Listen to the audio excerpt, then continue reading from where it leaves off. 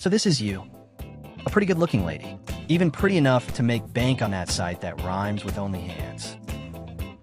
You're driving your kid, who may or may not be on a spectrum, to football practice. You've got coffee in the cup holder, your favorite playlist is on, life is normal. Your kid seems high on something, and you're thinking about what you're gonna eat later. Then your phone buzzes. You glance at it like, oh great. Work, and make a hard U-turn. You do that thing they do in the movies and yell sorry at no one in particular, then off you go. 10 minutes later, you pull up to an apartment. Police tape, flashing lights, and inside, all the stuff your brain politely avoids thinking about. Blood on the walls, furniture trashed, a body's been taken out. Your job, your actual job, is to go in, put on a suit that makes you look like a walking Q-tip, and clean the whole place so it looks like nothing ever happened. And in that moment, you low-key regret not doing OnlyFans instead. But people pay you for this. Like, real money. Think $80,000 to $90,000 a year.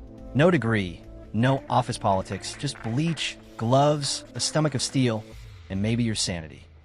Welcome to WTF Careers. Let's get right into it. The official job title is usually something dumb, like biohazard remediation technician. Yeah, sure. Most people call it crime scene cleaner because that tells you exactly what's going on and nothing else. The deal is simple. After the cops have done the cop stuff and medics, the medic stuff, evidence is collected, photos are taken, the report gets filed. And then, when the forensics truck leaves and the neighbors stop gawking, someone has to deal with the rest. That's where you come in. You clean up after murders, suicides, decompositions, hoarding houses, meth labs, honestly, whatever's left over after things gets dramatically messy. You sanitize, you remove biohazard waste, you deodorize, and you make the place livable again. You gotta clean it so well, the landlord can rent it out without having to explain why the last tenant just vanished. Quick myth busting. No, you're not collecting evidence. You don't touch the investigation. You don't take selfies with the scene. Please don't. You're hired by property managers, families, or insurance companies to remove the trauma physically. Practically, you're the janitor people need when everything goes wrong. From day to day, you never know what's going to happen when the phone rings. It could be something simple where somebody has taken an overdose and there's very little to clean. It could be where somebody has committed suicide, and we've had some horrific situations. I've probably cleaned up close to 300 or 400 different scenes where people have disemboweled themselves, put a knife in their stomach and cut themselves open while they're alive. Even one gentleman decided to take some scissors and cut his intestines while he'd done it and throw them in the bath. We've had situations where people have killed themselves with a shotgun in a conservatory, so their whole head has gone through a polycarbonate roof all over the ceiling and all over the room. Some are outside in piggeries and dairies, and most farmers have got a shotgun, so it happens quite a lot on farms. Yikes. Here's the job, basically. You put on gear that makes you look like a knockoff astronaut. This includes latex gloves, a respirator, goggles, and a full bodysuit that feels like wearing a plastic tarp in summer. Imagine if Marvel made a janitor superhero. Yeah, you take all the stuff that's been contaminated. Then maybe furniture, carpets, drywall, mattresses, and you bag it all up. Every bag gets labeled and sent away to be destroyed, not just tossed in the dumpster behind Taco Bell. Then you clean. And I mean, clean. With hospital-grade disinfectant, you scrub until the air feels like a dentist's office. Sometimes you run ozone machines, industrial vacuums, and enzymatic cleaners. These are tools that make regular household bleach feel like scented water. You'll block off rooms, run fans that pull air out instead of blowing it in, and treat every droplet like it's radioactive. Because it sort of is. At the end, you deodorize so thoroughly the place smells like nothing. And nothing smells pretty amazing compared to what you started with. Then comes the strip down, carefully removing your suit without smearing anything on yourself. Mess that up and you're that guy. Or gal, at the gas station who smells weird. Two other parts of the job, paperwork and empathy. Paperwork is endless. Chain of custody forms, disposal logs, checklists, and so on. And then empathy, because most clients are grieving. You're not there to give hugs and life advice, but you are there to make the space livable again. Do you love the job? Yeah, I do. I get incredibly bored incredibly quickly. So even if I'm working on one building for more than a couple of days, I can't cope with it. I need to get out and change my kind of surroundings. And so this job changes every single day. I love that about it. I love that we help families. I love that we help make things better. I love that we undo problems for people. But I really, really love that I never know what we're going to be doing. All right, so why would anyone sign up for this? Well, it's the usual culprits. Money. Tell them to bring me my money.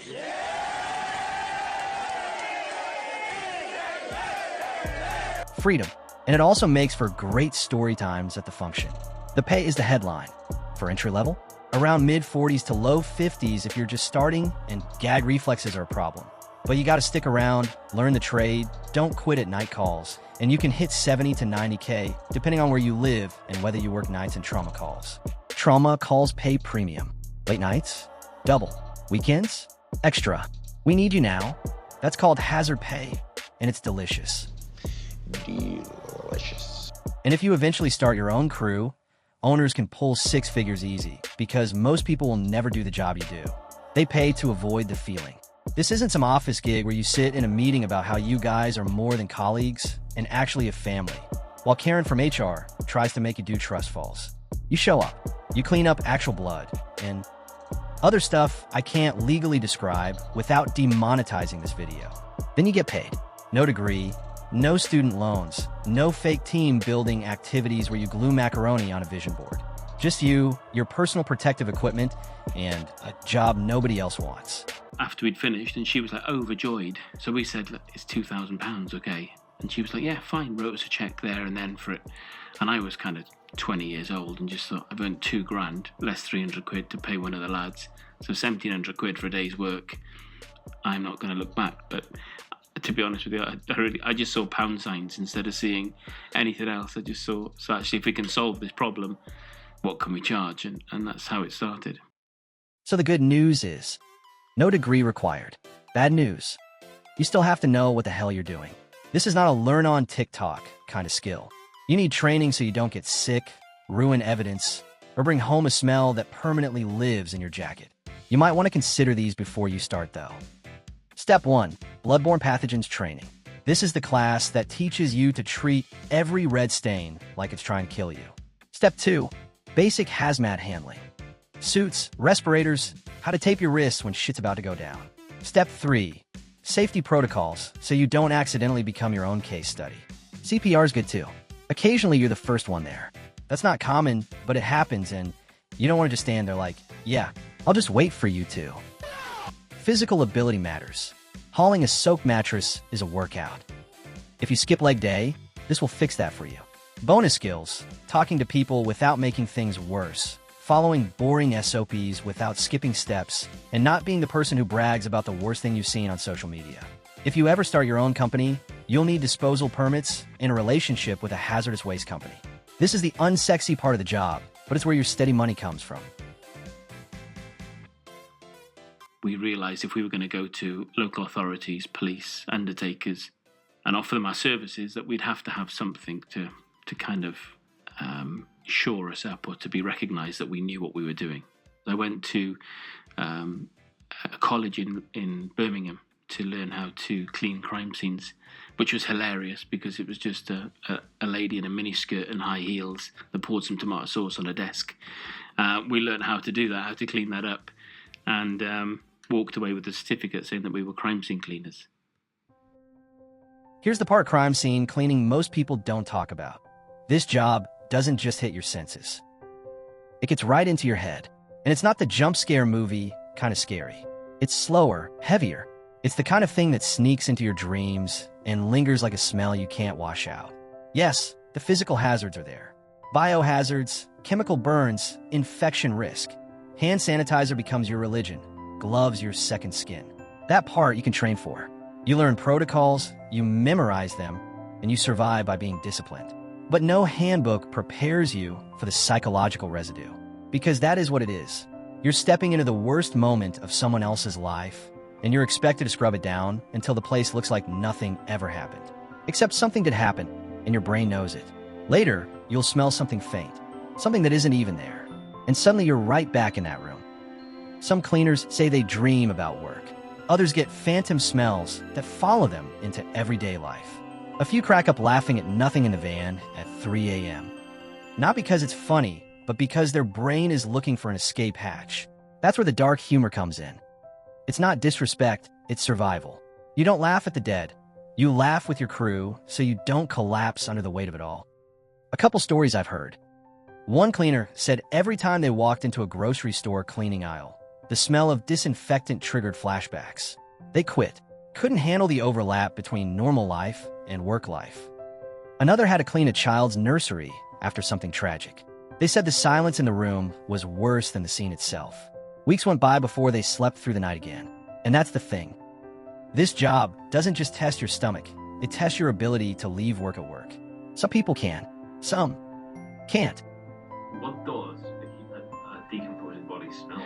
The smell is a very strong ammonia smell. If you think of leaving a chicken breast in a fridge that doesn't work for a few weeks, it's kind of that, but kind of times 10. When I was in South America a few years ago, somebody kindly gave me, we were in a Thai restaurant, gave me some rotting Thai fish sauce. And it's the first time I've ever kind of linked the smell with anything horrendous when I've eaten something, and that reminded me very much of it. So that a decomposed fish, bizarrely, was very similar to a decomposed body, but again, not the same. Socially, it's a whole new level of awkward. Tell someone you're a crime scene cleaner and watch their face shift. Some get fascinated. Some get quiet. A lot just don't know what to say. Dating? That's a minefield. So, what do you do? Is now a loaded question. Half the time you're met with shock, half the time admiration, and sometimes both in the same breath. It's a hell of an icebreaker, but you've got to be ready for the reactions. And then there's burnout. It's not a maybe. It's a when. Most people tap out after 2 or 3 years, make the money, and move on to something lighter. Something that doesn't follow them home in their dreams. Others stay for decades, turn it into a business, become that person in town everyone knows handles the jobs no one else will. Neither choice is wrong. But no matter what, your nose, your brain, and your sense of normal will never be the same. You're sorting through these people's possessions. Like I said, there's photos, there's phones, what medication they had, what music CD they've been listening to, what they've been watching on the TV, if there's a DVD in the box, and all that kind of stuff. So you can picture their life. Sometimes you find things in common, oh, I like Backstreet Boys, or whatever they're listening to, I like this, and you think, yeah, it's a person that's no longer here anymore, and you're just, everything that they had in the world now doesn't mean anything, and it's all just, being taken away. We've had lots of other situations as well where there's been crimes committed, where people have killed their partners, or people have just murdered people. To have to go to a family home and clean up after that kind of is really sensitive and difficult. I've just wanted to make the place better for people, and when you know the story, it gets quite sad sometimes. We very often come across suicide notes that are left, and you can then grasp what's happened. Some are kind of, if a father has lost custody of his son and he's committed suicide, then that has an impact because I've got children, and I don't know how I would feel if that happened to me. One of the first ones that kind of got me, I don't know if it's emotionally or mentally really, but we went to Bournemouth, and a chap had bludgeoned 2 professional people. The gentleman had bludgeoned his wife to death, and it was so violent. There was literally blood everywhere. I mean, you could open a drawer and there was blood in with the cutlery, and then if you looked underneath the drawer, there was blood underneath the drawer. It was even in the washing machine. It had gone through the washing machine seal, in the lights, on the lights, everywhere. It was kind of this fine mist. And so you realise how violent it had been. But then the police officer told us that the lady had survived for 3 days on the floor, and then her neighbour found her, and she died on the way to hospital. And that was really sad that had happened. But also, I'm married, and I've had an argument with my wife, and get to that point where you just walk out and come back an hour later and say sorry. But for someone to not do that and flip and kill someone or take someone's life, that kind of messed me up a bit. If you're still in, here's how to start without blowing it. Step 1. Start with hoarding jobs. Disgusting? Yes, but less traumatic than other calls. You will learn gear, cleaners, and client interaction without being tossed into the deep end. Step 2. Certification. OSHA bloodborne pathogens. Tip: online, fast. Step 3. Work for someone else first. You get paid to learn, you don't have to deal with business paperwork yet, and you see how pros handle tough scenes. Step 4. Be on call. The 2 a.m. jobs pay well because no one wants them. You're not being a hero, you're being available. Owners love that. Step 5. Think ahead. If you want to own a company, you'll need disposal contracts, permits, and a network. Start shaking hands with funeral homes, realtors, and property managers. These are your lead sources. Final tip: gum. Industrial strength gum. Mint will be your emotional support flavor. So, crime scene cleanup. It is gross, stressful, but honestly, better pay than most desk jobs and emotionally rough. You won't be bragging at parties, but your bank account might. If you can stomach it, it is a weird corner of the job market that almost always needs people. Next up on WTF Careers. Tower climbing. 1,000 feet up to change a light bulb. 6-figure pay with 0-figure safety net if you screw up. This is WTF Careers, and we will catch you in the next one.